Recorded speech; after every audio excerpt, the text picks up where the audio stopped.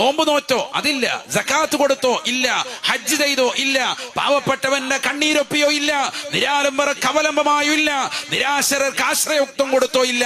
ദീനിന്റെ കാവൽ ഭടന്മാരായി ഇസ്ലാമിന്റെ ധർമ്മസമരത്തിൽ പങ്കെടുക്കാൻ നിന്റെ ജീവിതം ഒഴിഞ്ഞു വെച്ചോ? ഇല്ല. നീ എന്ത് ചെയ്തു?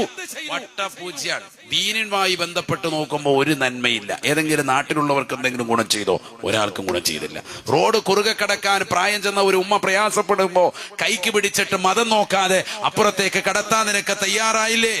നീ തയ്യാറായില്ല. നീ ചീറിപ്പാൻ അവരുടെ മുന്നിലൂടെ വാഹനം ഓടിച്ചു പോയി. എത്രയോ ചെറുപ്പക്കാരാണ് വാഹനം എടുത്തിട്ട് ഇങ്ങനെ ഓടിക്കുന്നത്, ഹെൽമെറ്റ് ധരിക്കുന്നില്ല.